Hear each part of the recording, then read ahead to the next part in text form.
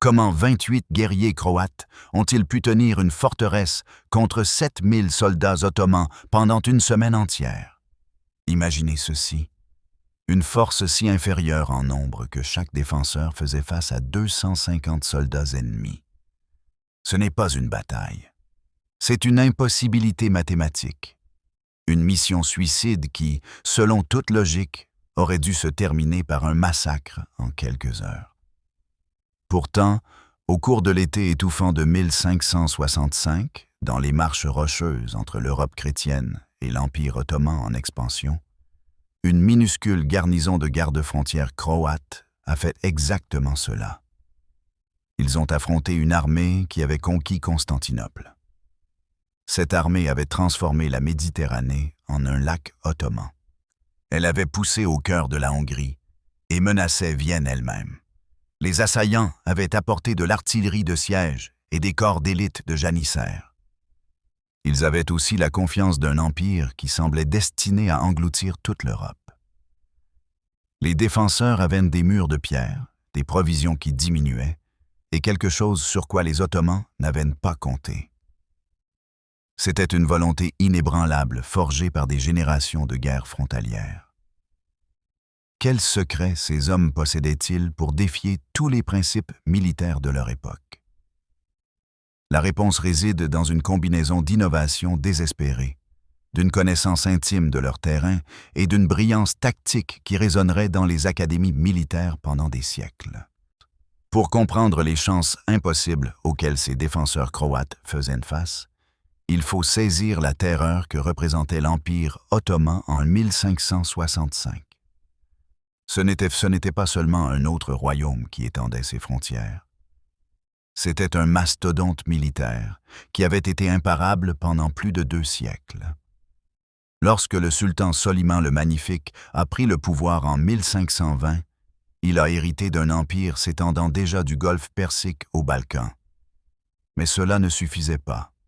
Sous son règne, les Ottomans ont capturé Belgrade en 1521. Ils ont vaincu une armée hongroise de 30 000 hommes et tué des milliers de personnes. Lors de la bataille catastrophique de Mohacs en 1526, les forces ottomanes ont anéanti le royaume de Hongrie. Elles ont laissé 20 000 soldats chrétiens morts sur le champ de bataille. Le roi Louis II lui-même s'est noyé en fuyant le carnage. Le royaume qui avait servi de rempart à l'Europe centrale pendant des siècles a simplement cessé d'exister. En 1529, Soliman a amené 120 000 hommes aux portes de Vienne. Seuls un temps inattendu et des lignes d'approvisionnement trop étendues ont sauvé la capitale des Habsbourg de la chute. Les Ottomans avaient perfectionné un système militaire combinant des nombres écrasants avec une technologie de pointe. Leurs corps de janissaires, des soldats esclaves d'élite pris enfants dans des familles chrétiennes et élevés comme des guerriers fanatiques, étaient la meilleure infanterie du monde. Leurs trains d'artillerie pouvaient réduire les fortifications médiévales en ruines. Leur cavalerie pouvait couvrir de vastes distances. Elle apparaissait là où on l'attendait le moins, brûlant et pillant avant de disparaître comme de la fumée. Mais le plus terrifiant était peut-être leur guerre psychologique. Lorsque les Ottomans ont pris l'île de Rhodes aux chevaliers hospitaliers en 1522 après un siège de 6 mois, ils ont été relativement miséricordieux envers les défenseurs qui avaient combattu courageusement. Cependant, envers ceux qui résistaient de manière déraisonnable, les Ottomans montraient un visage différent. Les villes qui refusaient de se rendre faisaient face au massacre, à l'esclavage et à la destruction systématique de leur patrimoine culturel. Les églises devenaient des mosquées. Les bibliothèques des brûlaient. Les populations étaient déportées vers des coins reculés de l'Empire pour ne jamais revenir. La frontière militaire croate, où se déroule notre histoire, était le point le plus exposé de l'Europe. C'était une zone de guerre perpétuelle où les civilisations chrétiennes et musulmanes s'affrontaient dans un cycle sans fin de raids et de contre-raids. La forteresse de Krupa était située à cheval sur la rivière Krupa, dans ce qui est aujourd'hui le nord de la Dalmatie. C'était un point stratégique contrôlant les voies d'accès au cœur de la Croatie et au-delà, vers les territoires voraces et vulnérables de l'Autriche des Habsbourg. Ce n'était pas un emplacement de choix, quelle que soit la mesure. Le paysage était rude, rocheux, couvert de broussailles et de ravins escarpés. Cela rendait l'agriculture difficile et les manœuvres militaires à grande échelle difficiles. Mais cette rudesse même la rendait précieuse comme position défensive. La forteresse elle-même était modeste par rapport aux grands bastions européens. Pas de murs rideaux imposants comme Constantinople. Pas de défense élaborée en forme d'étoile comme celle construite en Italie. Krupa était un poste militaire fonctionnel. Il était bâti pour abriter une petite garnison et servir de système d'alerte précoce contre les incursions ottomanes. Les Croates défendant cette frontière vivaient dans un état d'alerte perpétuelle. Contrairement aux nobles confortables de Vienne ou de Venise, c'étaient des hommes de la frontière endurcie. Ils avaient grandi en sachant que les pillards ottomans pouvaient apparaître à l'aube sans avertissement. C'étaient des Uskoks, des guerriers frontaliers dont l'identité même était forgée dans ce conflit sans fin. Beaucoup avaient perdu des membres de leur famille lors des raids esclavagistes ottomans. Certains étaient des réfugiés de territoires déjà conquis. Tous savaient exactement ce que la défaite signifiait. C'était la mort pour les hommes, l'esclavage pour les femmes et les enfants, et l'effacement total de leur mode de vie. La crise qui allait mener à la bataille de Krupa commença au printemps de 1565. L'Empire ottoman était d'humeur expansionniste. Le pacha local de Bosnie, reconnaissant une opportunité, rassembla une force massive. Son objectif était d'écraser enfin la résistance croate tenace le long de la frontière. Le 5 juin 1565, et des éclaireurs ottomans signalèrent la faiblesse de la garnison de Krupa. Le commandant de la forteresse, le capitaine Petar Krujic, avait été contraint d'envoyer la plupart de ses troupes pour renforcer une autre position menacée. Des renseignements parvinrent au pacha, indiquant que Krupa ne comptait actuellement pas plus de 30 défenseurs. C'était le moment. Une force d'environ 7000 soldats ottomans, comprenant des janissaires expérimentés, de la cavalerie sipahi et des troupes auxiliaires locales, commença sa marche vers Krupa. Les premières escarmouches se déroulèrent exactement comme les Ottomans s'y attendaient. Des éclaireurs croates repérèrent l'approche de l'immense armée. Ils chevauchèrent désespérément pour avertir la garnison. Le capitaine Krujic, un vétéran de 20 ans sur la frontière, a compris immédiatement la situation catastrophique. Il avait exactement 28 hommes sous son commandement, 28, contre 7000. Les mathématiques de la guerre de siège suggéraient en effet que les défenseurs devaient avoir au moins un désavantage numérique de 3 contre 1 pour espérer tenir des positions fortifiées contre un assaut déterminé. Krujic faisait face à un désavantage de 250 contre 1. Tous les manuels militaires de l'époque auraient conseillé une évacuation immédiate. Il aurait fallu abandonner la forteresse, se replier sur la prochaine ligne défensive et préserver les troupes pour combattre un autre jour. Cependant, Krujic comprenait quelque chose que ses stratèges lointains ne savaient pas. Si Krupa tombait sans résistance, toute la frontière croate s'effondrerait comme des dominos. L'impact psychologique d'une victoire ottomane incontestée encouragerait de nouvelles attaques. Chaque commandant de forteresse dans un rayon de 160 km perdrait courage.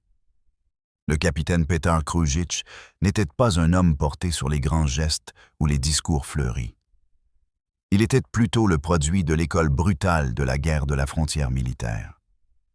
Né en 1520 dans un petit village croate qui n'existe plus, ayant été incendié par des pillards ottomans quand il avait 12 ans, Krujic rejoignit les forces frontalières. Adolescent, il survécut à sa première bataille à 16 ans. Il apprit le turc pour interroger les prisonniers.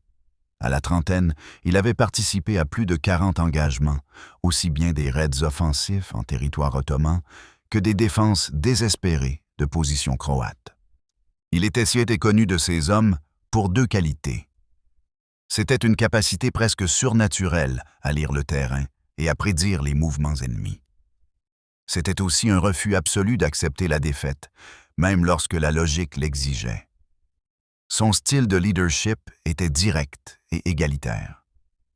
Il mangeait les mêmes rations que ses troupes, partageait les mêmes dangers. Il ne leur demandait jamais de prendre des risques qu'il ne prendrait pas lui-même.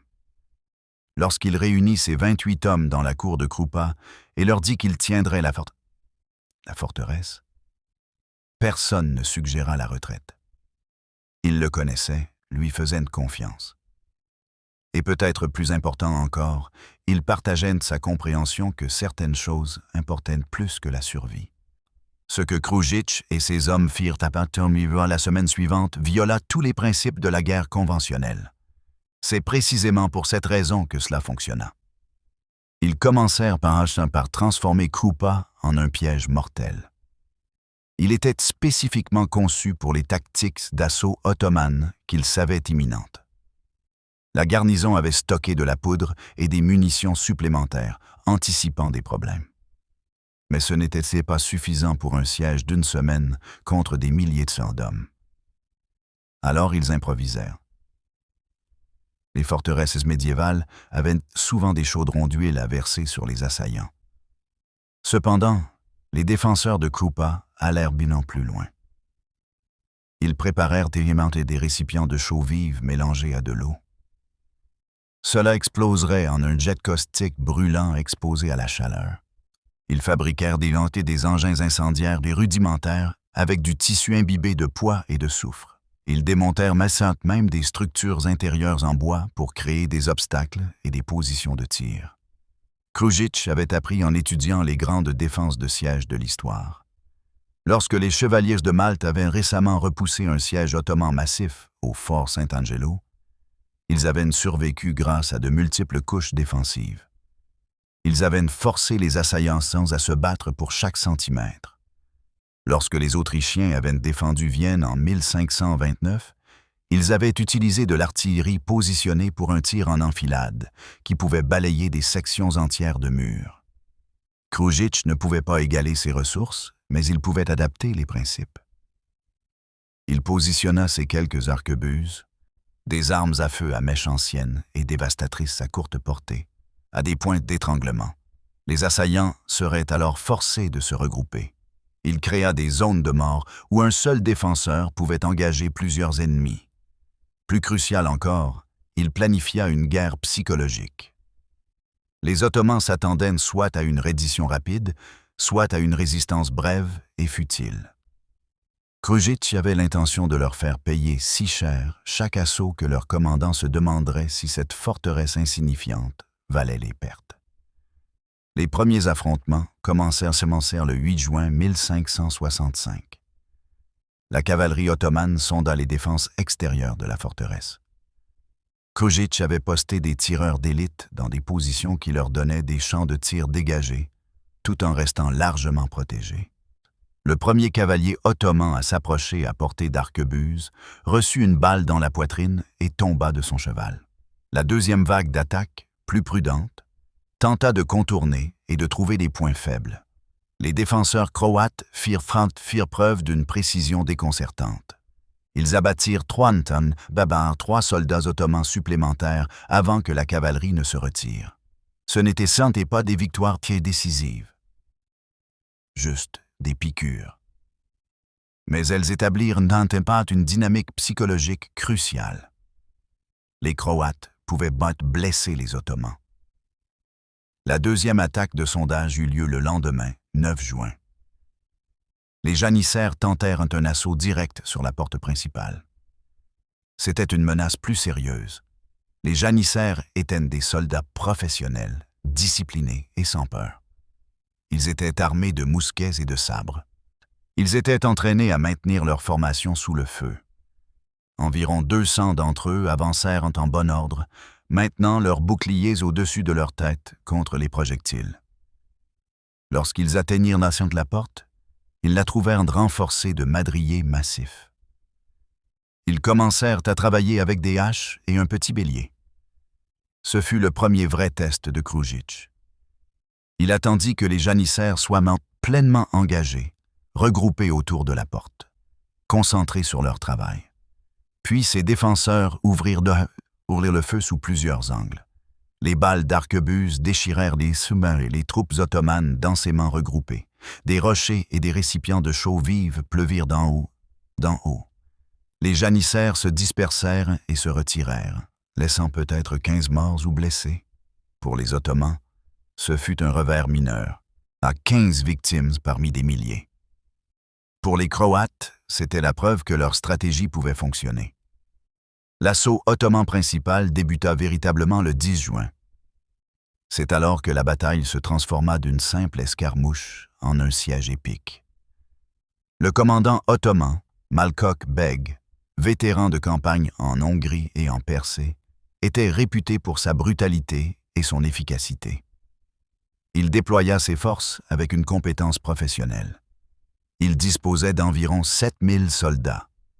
Parmi eux, il y avait 1500 janissaires d'élite. 2000 cavaliers spahis devaient en descendre de cheval pour combattre comme infanterie lourde lors de l'assaut. 2500 troupes auxiliaires comprenaient des musulmans bosniaques qui connaissaient bien le terrain. Environ 1000 hommes de soutien géraient les provisions et l'artillerie. Face à eux se tenait le capitaine Petar Krujic et ses 28 défenseurs croates. Le plan de Malkok Beg était simple. Il voulait utiliser l'artillerie pour ouvrir une brèche dans les murs. Ensuite, il comptait submerger les défenseurs avec des vagues d'assaut. Cela devait épuiser leurs munitions et leur endurance. Il avait amené 4 canons de taille moyenne. Ces canons pouvaient tirer des boulettes de pierre capables de fissurer la maçonnerie médiévale. La forteresse de Krupa était située sur un terrain rocheux élevé. La rivière Krupa protégeait un côté, créant ainsi un fossé naturel difficile à traverser. L'approche principale exigeait d'attaquer en montant sur un terrain découvert. Ce terrain était parsemé de rochers éparpillés et de broussailles. Krujic positionna 16 hommes pour créer des champs de tir superposés. Ainsi, chaque point accessible à un soldat ottoman était couvert par au moins 2 défenseurs. Le terrain jouait en faveur des Croates. Les nombres ne pouvaient pas l'emporter sur cet avantage. L'approche rocheuse canalisait les assaillants vers des chemins prévisibles. L'élévation offrait aux défenseurs des lignes de mer supérieures. La taille modeste de la forteresse signifiait un périmètre plus petit à défendre.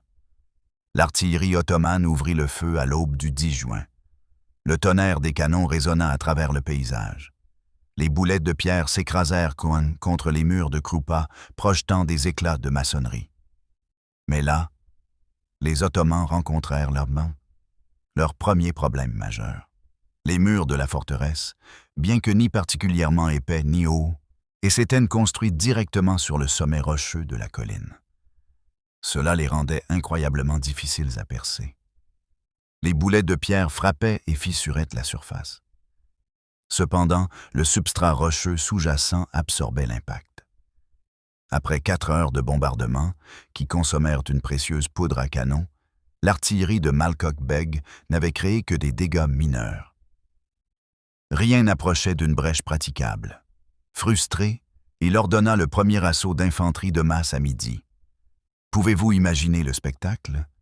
1500 janissaires, la meilleure infanterie du monde, avançant en rang discipliné sur la pente. Ils se dirigeaient vers une forteresse défendue par moins de 30 hommes. Ils avançaient avec confiance, boucliers levés et mousquets prêts. Ils étaient absolument certains de la victoire. Les défenseurs croates retinrent leur feu. Ils laissèrent les Ottomans approcher et les regardèrent monter. Ils attendaient le signal de Krujic. À 70 mètres, encore hors de portée efficace des mousquets ottomans alourdis par la montée, Krujic donna l'ordre. Les arquebuses croates, préchargées et soigneusement visées, tirèrent presque simultanément. Le premier rang des janissaires chancela. Plusieurs soldats tombèrent, tués ou blessés. Immédiatement, les défenseurs rechargèrent avec une rapidité exercée et tirèrent de nouveau. Les janissaires y étaient courageux et entraînés. Cependant, ils étaient aussi humains. Grimpés en montant sous un tir précis, en voyant leurs camarades tomber, les ralentissaient instinctivement. La deuxième vague se regroupa derrière la première. C'était exactement ce que Krujic avait prévu. Alors, les défenseurs sur les murs lancèrent leurs engins incendiaires improvisés. Il s'agissait de récipients de poids brûlantes qui se brisaient parmi les troupes ottomanes massées. Cela propageait le feu et la panique. De la chaux vive mélangée à de l'eau bouillante s'écoulait, aveuglant et brûlant.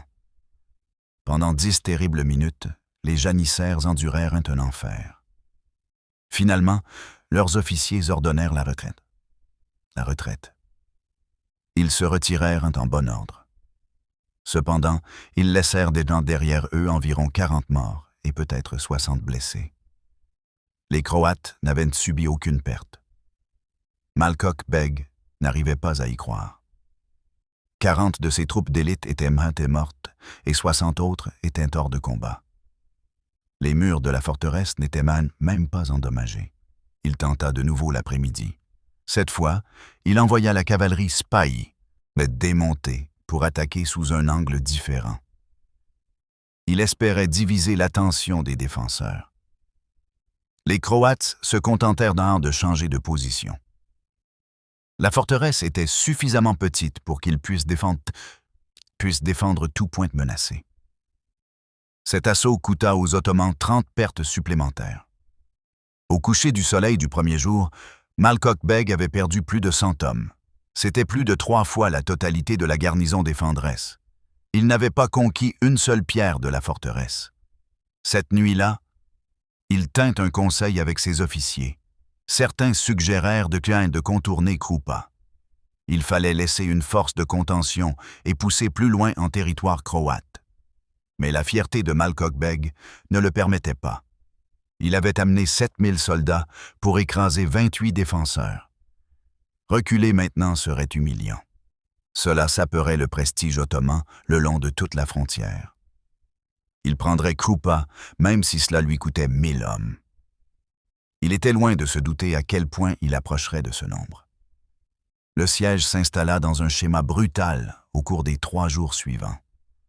Chaque matin, l'artillerie ottomane bombardait la forteresse, sans grand résultat. Chaque après-midi, Malkoch Beg ordonnait des assauts. Parfois, il s'agissait d'une poussée majeure. Parfois, c'était plusieurs petites attaques pour épuiser les défenseurs. Les Croates s'adaptèrent à chaque engagement. Ils apprirent à prédire les attaques en fonction des mouvements des troupes ottomanes. Ils rationnaient leurs munitions religieusement. Ils ne tiraient que des coups dont ils étaient certains qu'ils atteindraient leur cible. Ils dormaient par roulement, et s'assurant que des défenseurs frais étaient toujours sur les murs. La nourriture devint un problème dès le 3e jour. La garnison avait peut-être une semaine de provisions dans des conditions normales. Cependant, le stress du combat augmentait les besoins caloriques. Ils commencèrent à ne manger qu'une fois par jour. L'eau posait moins de problèmes car la forteresse avait un puits. Mais transporter l'eau sous le feu était dangereux. Le 12 juin, les Ottomans tentèrent un assaut nocturne. Ils espéraient que l'obscurité protégerait leur approche. Les défenseurs croates les entendirent arriver dans l'obscurité. C'était le bruit inévitable de milliers d'hommes se déplaçant sur un terrain rocheux. Krujic s'y était préparé. Il avait positionné des fagots de broussailles sèches imbibées d'huile à des points clés à l'extérieur des murs. Quand les Ottomans furent engagés dans leur approche, les défenseurs incendièrent ces fagots avec des flèches enflammées. Cela illumina soudainement les assaillants d'une lumière vacillante. Cette lumière détruisait leur vision nocturne. Elle offrait des cibles claires aux défenseurs croates. L'assaut nocturne échoua de manière spectaculaire, coûtant peut-être 50 pertes ottomanes. Le 13 juin, Malkoch Beg était désespéré. Il avait maintenant perdu entre 300 et 400 hommes tués ou gravement blessés. Ses troupes étaient démoralisées. Des rumeurs se répandaient dans le camp ottoman. Elles disaient que les défenseurs croates étaient protégés par la magie noire. Elles affirmaient que leurs balles ne manquaient jamais et qu'ils ne pouvaient pas être tués. Malkoch Beg savait qu'il lui fallait un coup décisif. Il ordonna la construction d'une énorme tour de siège. C'était une structure en bois sur roues. Elle permettrait aux troupes d'approcher les murs à couvert. Elles pourraient ensuite donner l'assaut depuis une position élevée. Cette construction prit presque une journée. C'était un temps précieux pendant lequel ses pertes augmentèrent encore à cause des tirs de harcèlement et des escarmouches. Le 14 juin, la tour était prête. C'était une structure impressionnante, haute de 6 mètres. Elle était couverte de peau mouillée pour résister au feu. Elle pouvait contenir 30 janissaires. Ceux-ci donneraient l'assaut au mur depuis une position protégée. À l'aube du 15 juin, les Ottomans commencèrent à déplacer la tour vers la forteresse. C'était le moment critique que Krujic redoutait. Si cette tour atteignait les murs, ces 30 janissaires frais se déverseraient sur les remparts. 28 défenseurs croates épuisés ne pourraient pas les arrêter en combat rapproché. Tout dépendait de l'arrêt de la tour. Krujic prit une décision désespérée. Il ordonna à ses hommes de concentrer tous leurs matériaux incendiaires restant sur cette cible unique. Chaque goutte d'huile, chaque morceau de poids, chaque arme incendiaire improvisée devait être utilisée. La tour avançait, poussée par des dizaines de soldats ottomans protégés par sa masse. Les flèches croates et les balles de mousquet frappaient les peaux mouillées, mais cela ne servait à rien. 70 mètres, puis 50 mètres. La tour allait atteindre les murs. Alors, Krujic lui-même se tint sur le rempart. Il était entièrement exposé au feu ennemi. Il tenait la plus grande bombe incendiaire construite par ses hommes. C'était un pot d'argile rempli de poix brûlantes, de soufre et de poudre à canon. Il attendit, jaugeant la distance. Il était inconscient des balles de mousquet sifflant près de lui. À 30 mètres, il lança. Le pot traça un arc dans les airs. Il culbuta de bout en bout, laissant une traînée de fumée. Il frappa la tour juste au-dessus des embrasures de tir. Il explosa, projetant des matériaux brûlants sur la structure en bois. Les peaux mouillées protégeaient l'extérieur. Cependant, la poix brûlante s'écoulait par les interstices. Elle dégoulinait sur les janissaires entassés à l'intérieur. En quelques secondes, l'intérieur de la tour devint un enfer. Des hommes hurlants jaillirent des portes de la tour, leurs vêtements en flammes. Les défenseurs croates ne montrèrent aucune pitié, car ils ne pouvaient pas se le permettre. Ils les abattirent. La tour elle-même commença à brûler sérieusement. Les peaux mouillées séchaient sous la chaleur. La charpente en bois prit feu. Les troupes ottomanes l'abandonnèrent, se retirant de la chaleur intense. Malkoch Beg regarda son dernier espoir brûler. Mais Krujic s'était exposé trop longtemps. Un tireur d'élite ottoman, l'un des rares janissaires suffisamment habiles pour un tel tir, fit feu.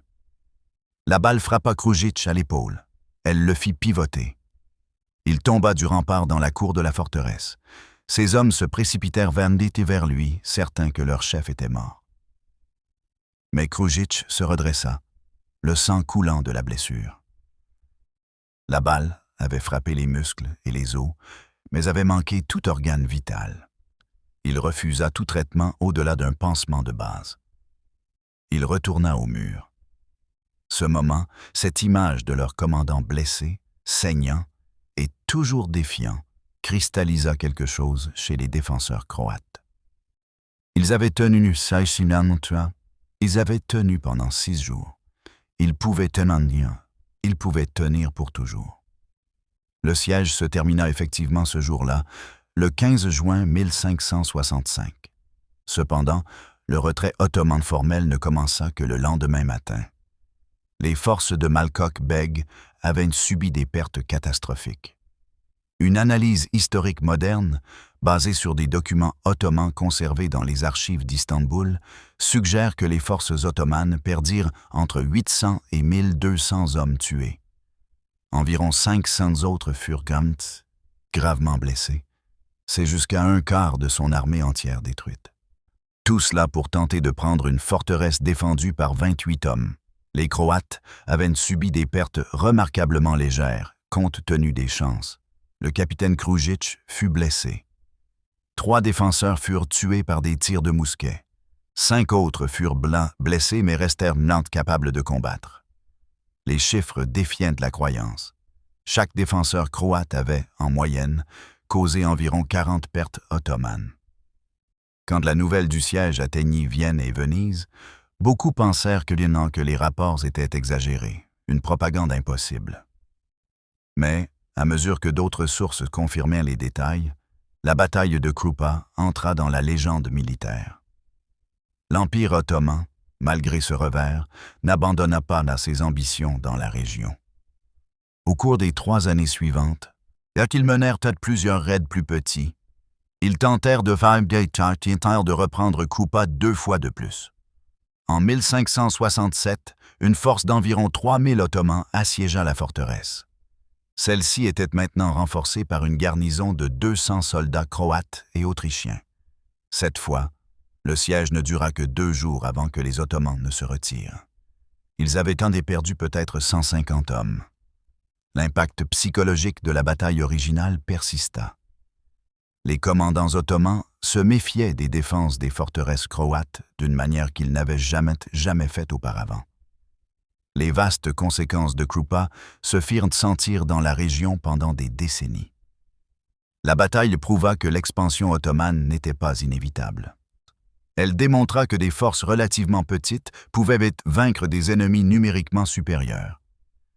Elles utilisaient pour cela le terrain, la technologie et un génie tactique. Cela renforça le moral chrétien le long de toute la frontière à un moment crucial. En 1566, le sultan Suleiman lui-même mena une campagne massive en Hongrie. Ceci visait en partie à restaurer le prestige ottoman après des revers comme celui de Krupa. Il mourut pendant le siège de Sigedvar. Sa mort marqua le début de la lente transition de l'Empire ottoman. Ce fut un passage de l'expansion à la consolidation. Il serait exagéré d'affirmer que Krupa causa directement la mort de Suleiman. Cependant, la bataille s'inscrivait dans un modèle de résistance chrétienne inattendument féroce. Cela rendait l'expansion ottomane de plus en plus coûteuse. La frontière militaire croate, inspirée par des exemples comme celui de Krupa, développa des systèmes défensifs de plus en plus sophistiqués. En 1578, la frontière avait évolué en un réseau complexe de forteresses. Chacune soutenait les autres, créant une profondeur défensive. Les forces ottomanes eurent du mal à pénétrer cette défense. Les pertes de population dues aux raids ottomans diminuèrent considérablement. Entre 1550 et 1565, les incursions ottomanes tuèrent ou réduisirent en esclavage environ 100 000 personnes. Ces victimes provenaient des territoires croates et hongrois. Entre 1565 et 1580, ce nombre tomba à environ 30 000. Ce résultat était encore horrible, mais représentait une nette amélioration. L'impact économique fut également significatif. Les régions capables de se défendre purent maintenir l'agriculture, le commerce et la croissance démographique. Les territoires croates situés derrière la frontière défensive connurent des augmentations de population de près de 20%. Ces augmentations eurent lieu entre 1565 et 1600. La signification de la bataille de Krupa s'étend au-delà de la victoire tactique immédiate. Cet engagement démontra des principes de guerre asymétriques qui restent pertinents aujourd'hui. Des forces plus petites peuvent vaincre des forces plus grandes. Elles le font en choisissant un terrain favorable et en utilisant une connaissance supérieure de celui-ci. Elles forcent aussi l'ennemi à combattre dans des conditions défavorables. Le moral est maintenu grâce au leadership et à un objectif partagé. Les académies militaires modernes étudient la guerre de siège et les opérations défensives. Elles citent parfois Krupa comme un exemple extrême de multiplication des forces. Cela s'obtient par l'excellence tactique. Si Malcoch Beg avait pris Krupa sans résistance significative en juin 1565, la ligne défensive croate aurait pu s'effondrer entièrement. Les Ottomans auraient eu une voie claire vers les territoires vulnérables au-delà. Ils auraient sans pu potentiellement atteindre toute la côte adriatique. Les conséquences culturelles auraient été dévastatrices. La Croatie possédait une identité culturelle distincte. Elle avait une tradition littéraire qui mêlait les influences méditerranéennes et centre-européennes. Son patrimoine architectural était riche. Une tradition de résistance à la domination étrangère définissait son caractère national. La conquête ottomane signifiait généralement non seulement un contrôle politique, mais aussi une transformation culturelle. Les églises devenaient des mosquées. Les populations chrétiennes étaient soit déportées, soit réduites en esclavage, soit progressivement converties. La langue croate et sa tradition littéraire auraient pu être supprimées ou éliminées dans les territoires conquis. Des bibliothèques abritant d'irremplaçables manuscrits médiévaux auraient été détruites. L'héritage de Krupa appartient principalement au capitaine Petar Krujic et à ses 28 défenseurs. Leur nom méritait d'être rappelé. Krujic lui-même survécut à sa blessure. Il continua à défendre la frontière jusqu'à sa mort en 1572 d'une maladie. Il devint une légende mineure. Cependant, il ne reçut jamais la reconnaissance formelle que son exploit méritait. Les autorités des Habsbourg, toujours méfiantes vis-à-vis de l'autonomie croate, minimisaient la victoire. Elles craignaient que cela ne rende les commandants croates trop indépendants.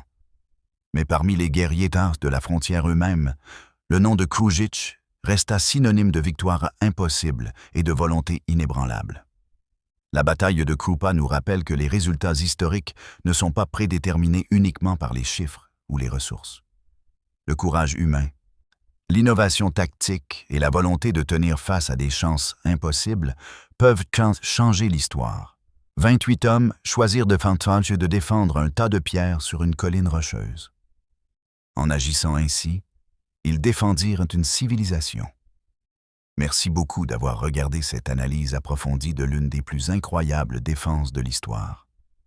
Si cette histoire vous a autant fasciné que moi lors de mes recherches, veuillez appuyer sur le bouton « J'aime ». Aidez-nous à atteindre 1000 j'aime dans les 24 prochaines heures. Abonnez-vous à la chaîne si vous voulez plus de batailles oubliées et de victoires d'outsiders de l'histoire. J'aimerais avoir de vos nouvelles dans les commentaires. Quelle bataille historique devrions-nous couvrir ensuite? Êtes-vous intéressé par davantage de conflits de l'époque ottomane? Ou devrions-nous explorer la guerre antique, les sièges médiévaux ou peut-être des batailles coloniales moins connues? Vos suggestions orientent notre contenu. Faites-moi donc savoir ce qui vous intéresse. Merci encore. Je vous verrai dans la prochaine vidéo. Nous y découvrirons une autre histoire incroyable de l'histoire qui mérite d'être rappelée.